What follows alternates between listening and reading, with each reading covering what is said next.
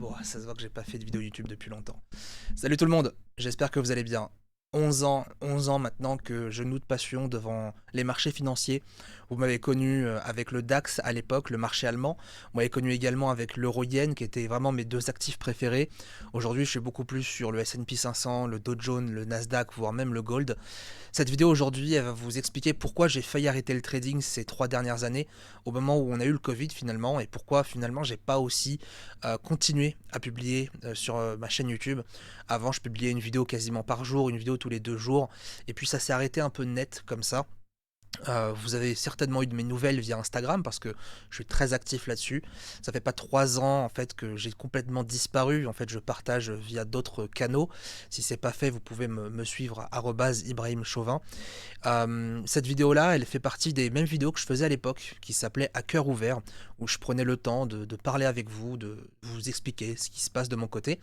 Et aujourd'hui, on va parler justement d'entrepreneuriat, de trading, et puis même d'état d'esprit, de ce qui s'est passé de mon côté et la raison du pourquoi j'ai pas été très présent et ce qui a changé depuis. Parce que mine de rien, vous le voyez derrière moi, aujourd'hui je suis à Annecy, je vis à Annecy dans le 74, qui est une magnifique région, vraiment un gros big up à tous ceux qui sont proches de cet endroit-là.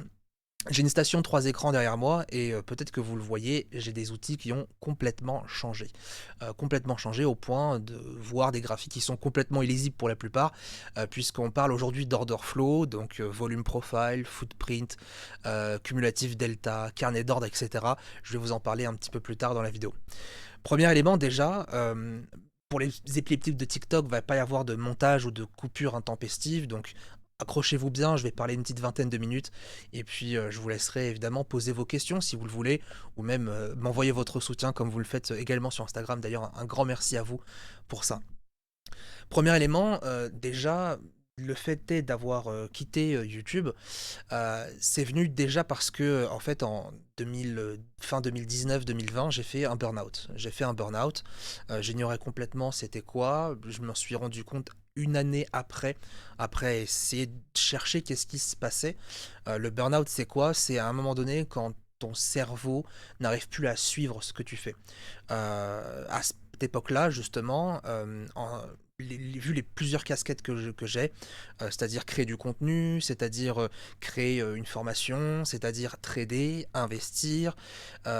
Étant donné que j'ai monté une école en ligne, bah, du coup, c'est devenu une entreprise, c'est devenu un business. Donc, bah, qui dit business dit aussi de s'occuper eh bien, du back-office, donc à savoir envoyer des mails, répondre aux messages, créer des sites, faire le montage vidéo, etc., etc.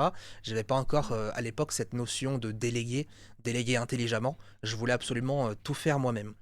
Et donc au bout d'un moment, quand j'ai fait des semaines pendant à peu près 2 ans de 70 heures, bah le cerveau au bout d'un moment il lâche. Il lâche, il n'en peut plus, il suit complètement plus. Je vois déjà venir hein, pour les plus mauvais, on va dire, de dire ouais mais toi tu fais des vidéos sur YouTube, c'est pas un vrai métier, quoi que ce soit. Alors on peut débattre de ça, de savoir si c'est un vrai métier ou pas. Maintenant, quand on dédie 70 heures de son temps à faire une tâche qui peut être répétitive, même si ça apporte beaucoup de plaisir, bah, au bout d'un moment, le cerveau, encore une fois, il ne suit plus et il lâche. Et donc, en 2020, juste avant le Covid, j'étais complètement comme un légume, en fait, hein. J'arrivais plus du tout. J'arrivais plus du tout à revenir, à faire des vidéos. Le fait est de me voir à la caméra, ça me rendait, ça me mettait dans un état terrible à tel point que je me disais mais qu'est-ce que tu fais? Qu'est-ce que tu fais? T'es pas digne de faire des vidéos YouTube, t'es pas digne de donner des conseils, t'es pas digne, il y a des gens qui savent mieux que toi.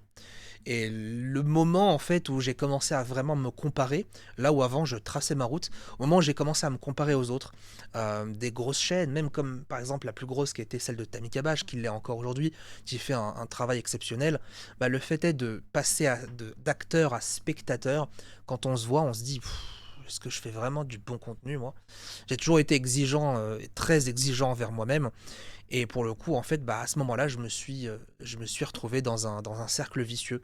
Dans un cercle vicieux entre, ne plus créer du contenu, entre se comparer et puis, bah, la conséquence, c'est quoi? C'est que, bah, j'ai arrêté de faire du sport, je me suis renfermé sur moi-même et puis j'ai commencé à manger. Certains d'entre vous, dans les commentaires, me l'ont bien marqué: «Ibrahim, tu pris du poids et cetera». Les gars, Je le vois, j'ai des yeux, je le vois très, très bien. Je vois quand j'ai pris du poids, je sais que j'en ai pris beaucoup. Là, à ce jour, là, je suis en train de commencer à le reperdre. Je me suis inscrit à la boxe, je me suis inscrit à la salle, je fais un peu de salle, un peu de sport, à la maison. J'essaie de vraiment de mieux m'orienter sur mon hygiène de vie. Là, actuellement, je dois être à peu près à une dizaine de kilos de perdus déjà en à peu près 3 mois, ce qui est plutôt pas mal. Mais bon, bah, c'est pas encore assez, hein. Je le vois à la caméra, je le vois, c'est pas encore assez, c'est pas moi, ça me représente pas. Et ça, c'est quelque chose qui flingue le moral. Quand tu changes physiquement, quand tu te regardes dans la glace, tu as été habitué à voir quelqu'un d'autre, et puis là, tu te vois, tu sens que tu te laisses aller, et bah, pour le cerveau, c'est complètement terrible. Donc on va dire que cette première étape où je me suis retiré progressivement de YouTube, c'était principalement parce qu'effectivement, bah, il y a eu ce burn-out là, et je me suis réfugié dans la bouffe, et à partir de là, bah, c'est le cercle vicieux. Je sais qu'on est entre mecs ici, je sais qu'à 99% sont des mecs qui regardent mes vidéos, donc je pense même maintenant, à partir de maintenant, vous appelez juste les gars au lieu des investisseurs passionnés. Mais bah, vous connaissez très bien ce qui se passe, les mecs, hein. Quand on commence à rentrer dans un cercle vicieux, il y a beaucoup de choses qui gravitent. Et pour nous, en tant que mecs, ce qui nous rend vraiment des merdes, faut le dire, hein, moi je l'assume totalement, j'ai été une merde pendant un moment, et on pourrait même dire que je suis une merde encore aujourd'hui par rapport à l'image que je renvoie en termes de poids, en termes de physique, peut-être même en termes d'état d'esprit, mais pour le coup, je reste encore assez solide. C'est le combo en fait, dépression, mauvaise alimentation et porno. Ça, pour le coup, je sais que c'est très délicat d'en parler, mais on se connaît, on se sait les mecs. Ce triplet-là, il est terrible. Ce combo-là, il est terrible pour nous parce que c'est à partir de ce moment-là qu'on devient bah, une merde en fait. On devient une merde, on n'arrive plus à avoir de l'ambition, on veut même plus sortir, on veut à peine se laver même pour te dire. Oh Dieu merci, je me lave encore, hein, mais je pense que vous comprenez. Donc forcément, le fait de se voir devant la caméra, quand tu allumes la caméra et que tu te dis ok là je vais tourner une vidéo, j'ai la motivation, tu fais quelques petits tests et tout, et puis tu te regardes dans le retour et tu te dis oh là là, c'est moi ça maintenant. Et puis tu regardes les anciennes vidéos que je faisais à l'époque et puis bah en fait t'as complètement changé. Ça, c'est vraiment la première partie, c'est vraiment ce qui a affecté justement mon moral, hein, c'est ce qui est vraiment à l'origine de tout cela. Et la deuxième chose qui est venue en parallèle de cela, c'est dans l'équipe. En fait, l'école a beaucoup, beaucoup pris de l'ampleur. Vous êtes aujourd'hui plus de 2200 étudiants à avoir rejoint mes programmes, c'est incroyable. J'aurais vraiment jamais, jamais pensé atteindre un tel niveau. Et en fait, quand il faut recruter des gens, eh bien, bah, des fois, tu fais des erreurs. Vous le savez, hein, l'école nous apprend à pas grand-chose. C'est le problème. Elle nous apprend pas à payer nos impôts, elle nous apprend pas à faire des factures, elle nous apprend pas à créer ou gérer une entreprise. Elle nous apprend à rien de tout ça. Et bah, quand tu sors de l'école et que tu dois recruter des gens, qu'est-ce que tu fais? Comment tu fais? Comment tu recrutes? Alors forcément, c'est cool, tu as des vidéos YouTube à droite à gauche, etc. Et du coup, bah, dans l'équipe, on était quasiment jusqu'à une dizaine que j'ai dû gérer. Donc en fait, j'ai dû jongler avec toutes les casquettes, encore une fois, de le fait de trader, le fait de créer du contenu, le fait de gérer l'école, et en même temps, du coup, s'ajoute une nouvelle tâche, gérer l'humain. Et gérer l'humain, c'est quelque chose d'extrêmement difficile. À tel point qu'en fait, dans l'équipe, à un moment donné, on a eu un ou deux éléments toxiques qui sont venus vraiment plomber le moral de beaucoup de personnes, dont le mien, forcément. Et moi, à ce moment-là, c'était il y a 3 4 ans maintenant, j'arrivais pas encore à vraiment, vous savez, définir mes limites, s'imposer au sein d'une équipe. Et puis j'ai tellement été bassiné par le côté faut pas que tu deviennes un mauvais patron, faut que tu deviennes gentil, faut que tu sois ceci et que cela, c'est qu'en fait je me suis laissé marcher dessus et ça a complètement pourri l'intérieur de l'équipe à tel point qu'en fait bah, j'ai dû faire une pause, réduire drastiquement la taille de l'équipe pour revenir moi quasiment tout seul, sans contrainte, sans choses à faire, à dire, par peur justement de pouvoir décevoir. J'ai eu beaucoup de plaisir de travailler avec mon équipe. Là, on est en train de reprendre du service pour le coup. Mais c'est vraiment ces deux éléments dans l'équipe qui ont complètement flingué mon moral. Ça a été incroyablement dur. Si vous voulez, le fait d'empiler le burn-out, du coup, le côté un peu dépression, mauvaise hygiène de vie, le trading, là où j'arrivais plus trop à me retrouver dans ce que je faisais. Parce que mine de rien, on va en parler juste après, le marché s'est très complexifié avec le temps. Avec le Covid, certes, on a eu des très beaux mouvements, mais c'est devenu très volatile et donc encore plus compliqué d'investir. À ce moment-là, du coup, bah, je me suis complètement retrouvé, ouais, comme un légume, comme un légume chez moi, mauvaise hygiène de vie. Et puis, bah, vous connaissez le combo, hein, le combo fatal qui est jeux vidéo, dépression, malbouffe et porno. C'est vraiment quatre choses. On est entre mecs, encore une fois, donc je vais pas tourner autour du pot. Je pense qu'on se sait. Vous savez à quel point le porno, ça a aussi des dégâts. Peut-être que c'est l'occasion d'en parler sur ma chaîne, je sais pas. Mais en tout cas, j'ai une histoire avec ça. Et j'essaie aujourd'hui de plus en plus de m'en défaire. Quand on trade, quand on est trader particulier, on est généralement à la maison, hein, on reste à la maison, on n'a pas d'obligation à aller dehors, de faire quoi que ce soit. Je suis mon propre patron, donc je dirige moi-même mon temps. Et quand tu sais plus diriger ton temps, bah c'est ton temps et tes passions et tes vices qui te dirigent. Et c'est là où effectivement bah, tu tombes dans un engrenage qui est vraiment, vraiment pas agréable. Donc certes, tu peux toujours trader un petit peu, tu peux spéculer à droite à gauche, mais le reste de ta journée, comment tu la gères, ça c'est un petit peu plus compliqué. D'un point de vue entrepreneuriat, j'ai fait beaucoup de choses, j'ai vu beaucoup de choses.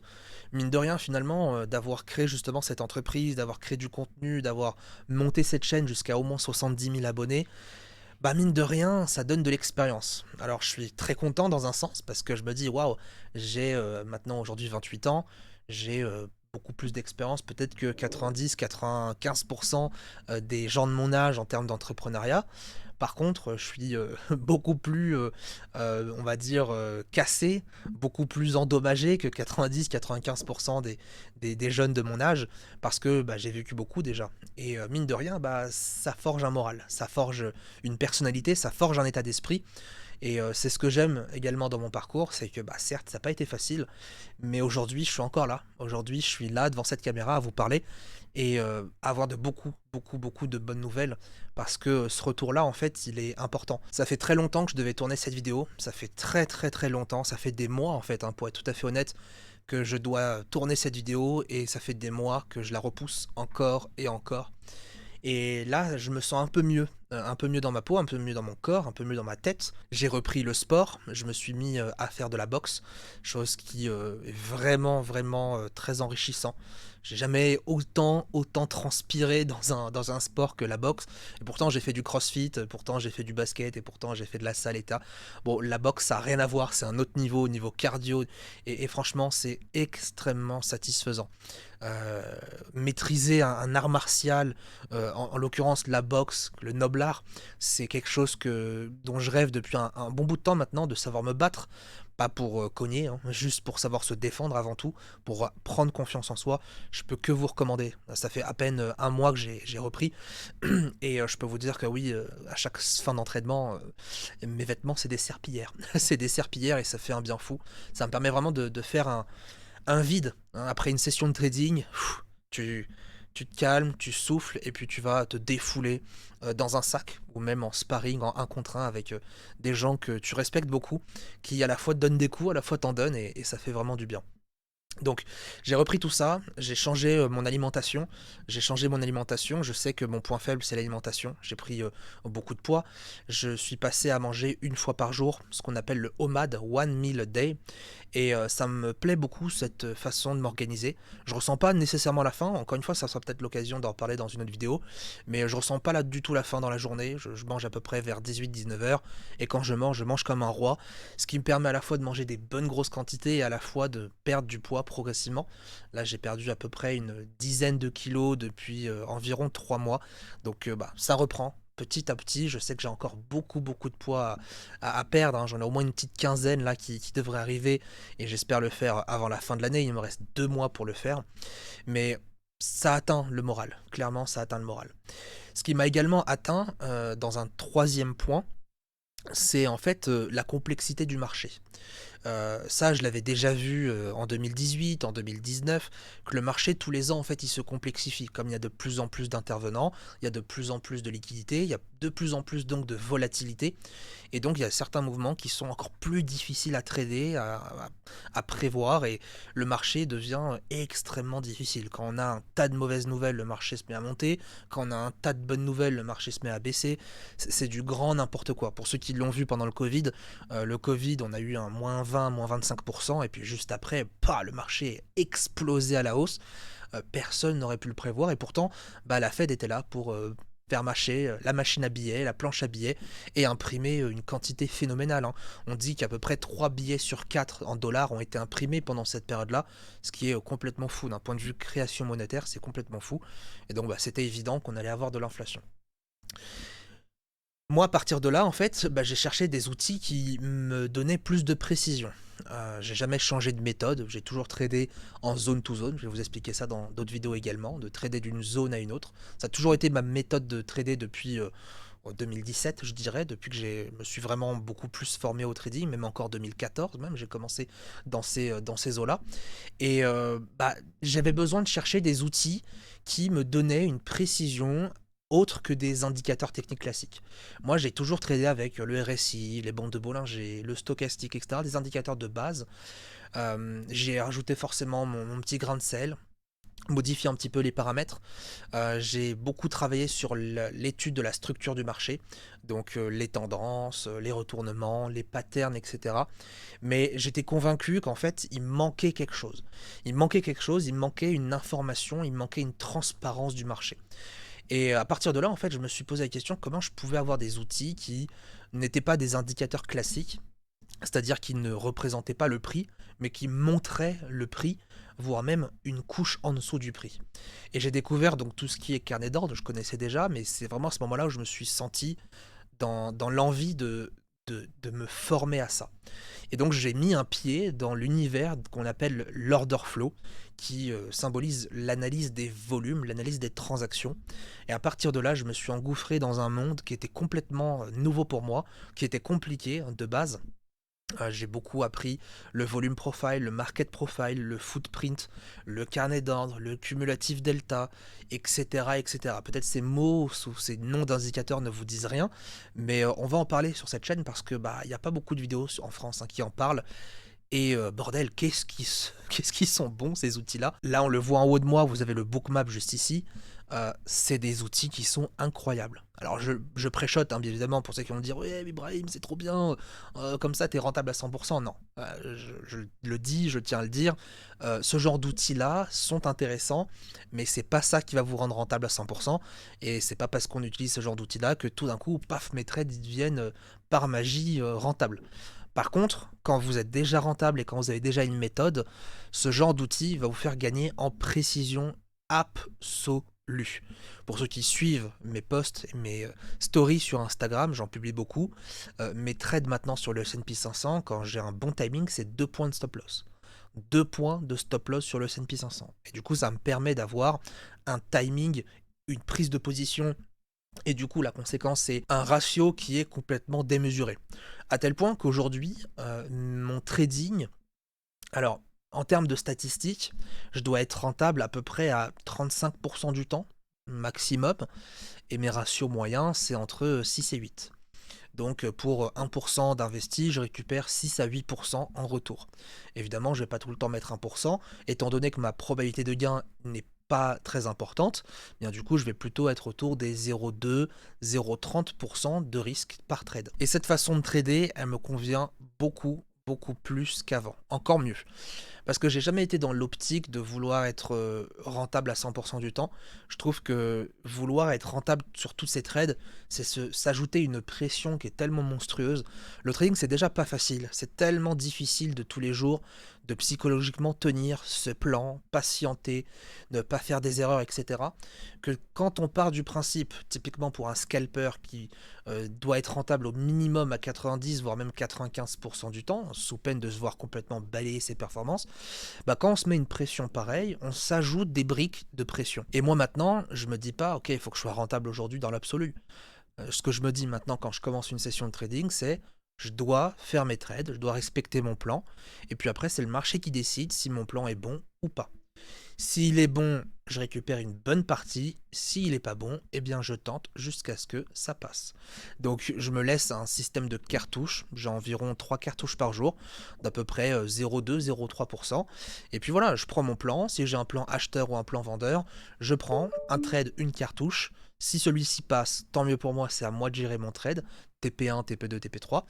Ou alors si ça passe pas, je retente une deuxième fois si mon setup est encore de nouveau actif. S'il n'est pas actif, je patiente et je retente peut-être le lendemain, voire le prochain jour où j'aurai un setup à haute probabilité.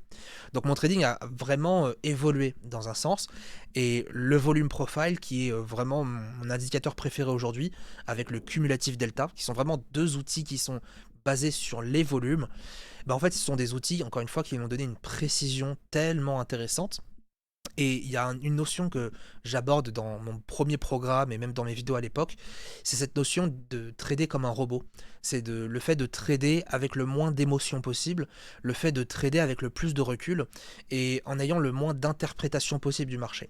Et c'est ça ce que me donnent ces outils en termes de satisfaction, en termes d'apprentissage, c'est que ces outils-là, en fait, en fonction de leur forme, en fonction de leur taille, etc., je vais en revenir dans d'autres vidéos là-dessus, eh bien, me donne des scénarios prédictibles à avoir le lendemain ou au cours de la semaine.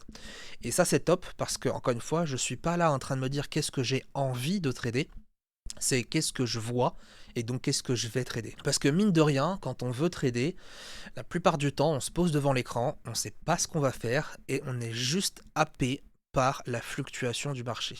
Et la pire chose qu'on peut faire en tant que trader, et ce que j'ai fait longtemps, moi de mon côté, et j'en suis sûr que vous le faites aussi, c'est de se mettre sur un graphique en 1 minute et de regarder ce qui se passe. Mais le problème, c'est qu'en 1 minute, il y a tellement de mouvements, tellement de bougies, tellement de hauts et de bas, que en fait, tu peux avoir envie d'acheter à 1 seconde près, et puis 10 secondes après, tu as envie de ressortir de position. 20 secondes après, tu as envie de vendre. 30 secondes après, tu as envie de retourner ta position. 1 minute après, tu as envie de faire ceci, de faire cela, tu as envie de faire le cow-boy.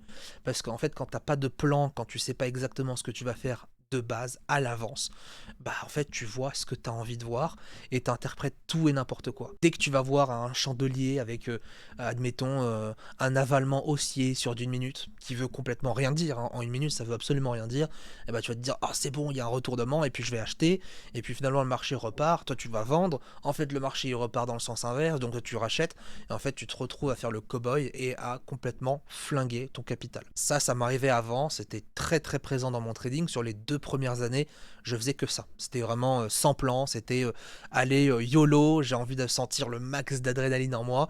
Et puis si c'est les montagnes russes, tant pis, c'est ça qui est cool. Là aujourd'hui, mon trading, comme je vous l'ai dit, a vraiment changé.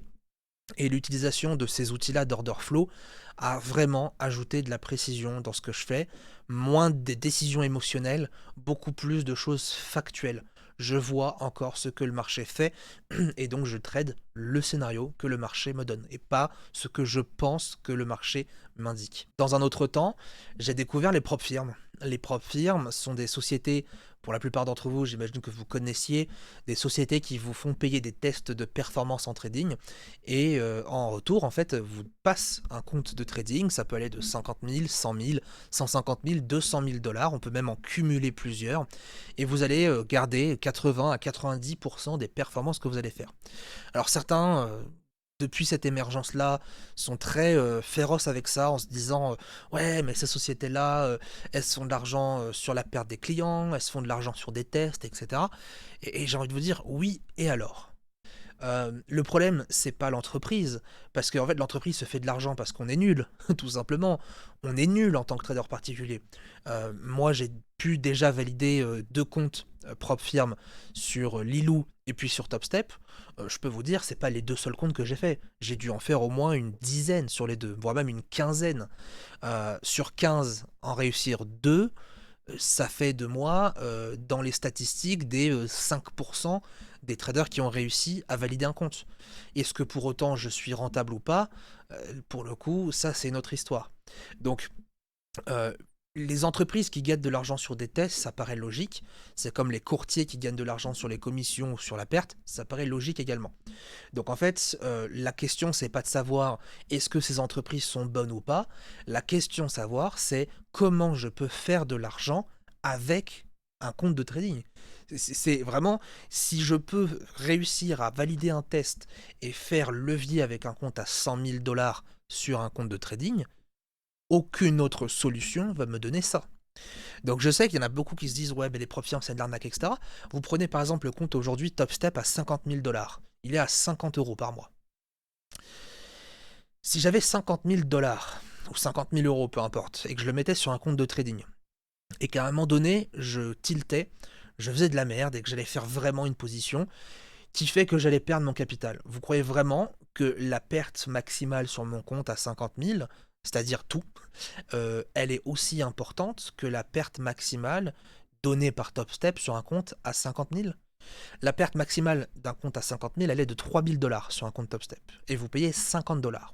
Ce qui fait que si vous perdez ou ne validez pas ce compte, vous perdez 50 $. Moi, si je mets 50 000 € sur un compte et que je fais de la merde, je perds 50 000 €.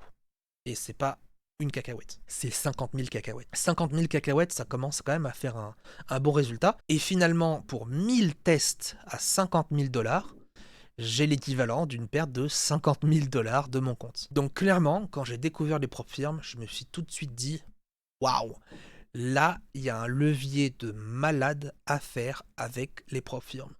On a commencé à beaucoup en parler dans ma communauté, et puis à tel point qu'en fait, on a à peu près une trentaine aujourd'hui d'étudiants qui ont déjà validé des tests. On a même également Marco, qui est devenu coach dans la communauté, qui a sorti 30 000 € déjà en 2 ans avec les propres firmes, chose que absolument personne ne serait capable de faire avec un compte de taille moyenne, hein. Je pense que la plupart des comptes pour particuliers, c'est 500, 1000, 2000 € allez grand max pour vraiment se faire la main.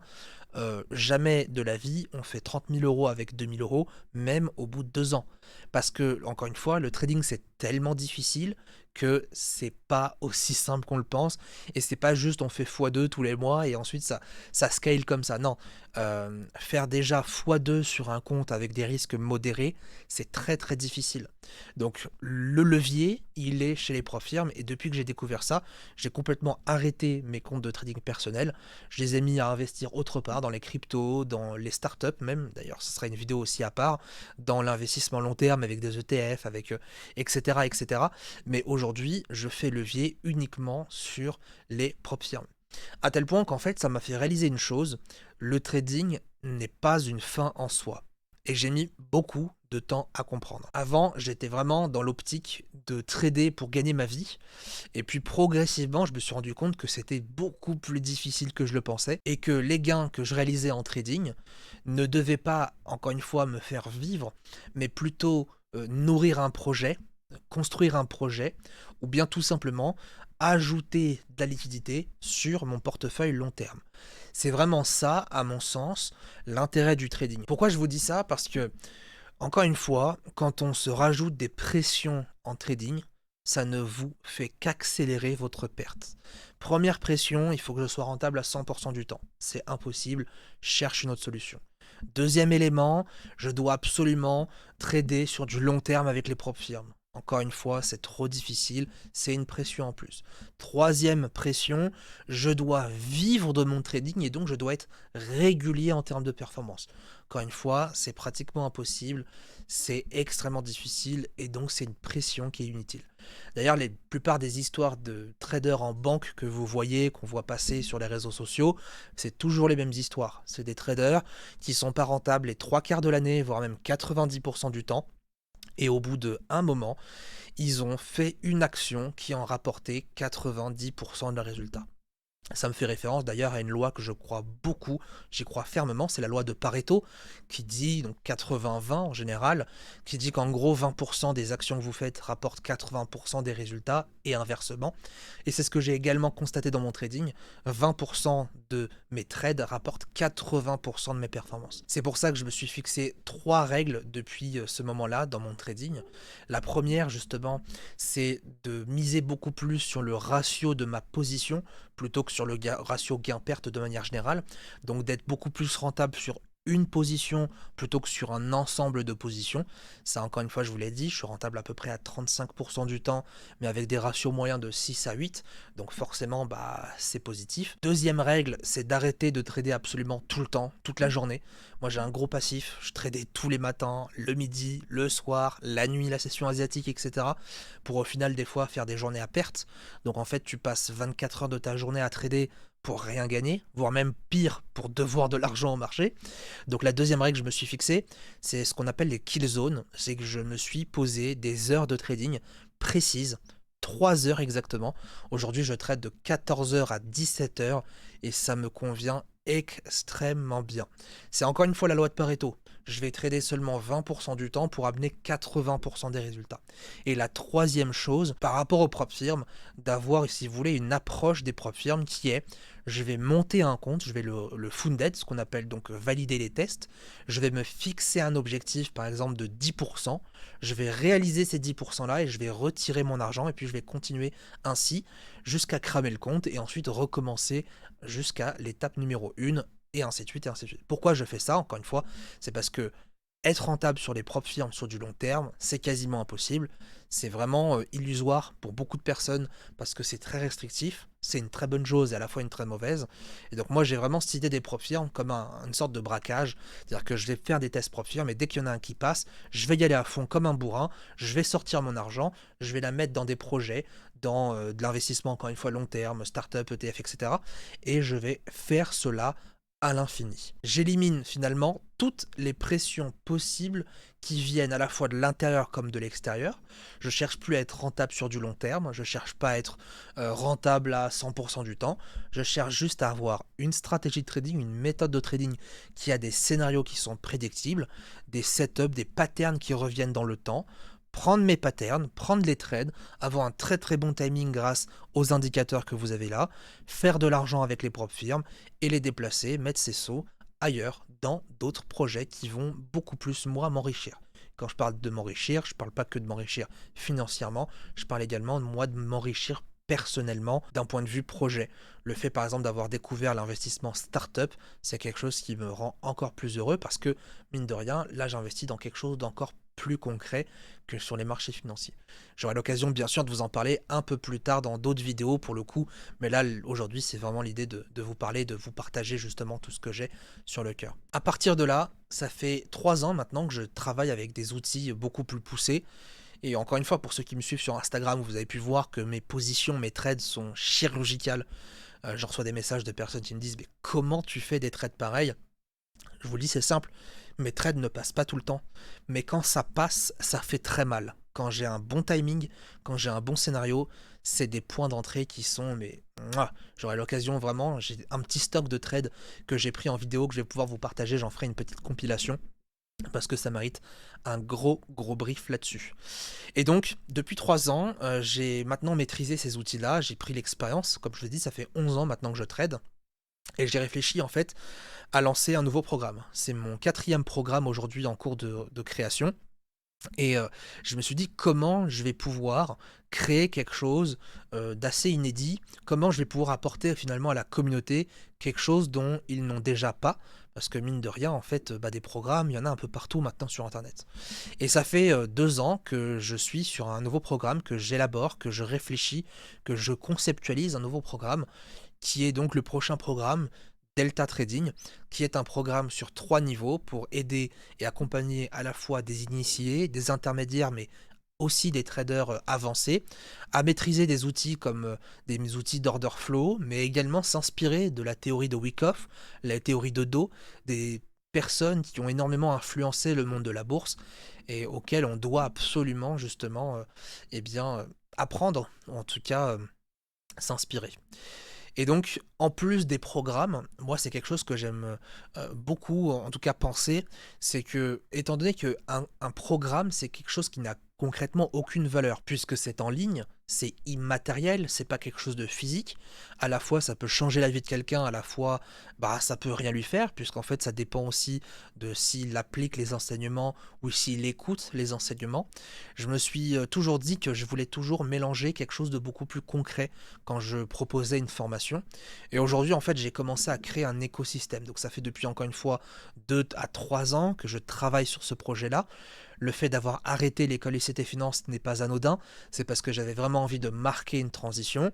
Et pour le coup, cette transition-là, elle arrive avec un écosystème qui n'a jamais été vu dans l'univers francophone du trading. Et j'en ferai une vidéo particulièrement sur ce sujet.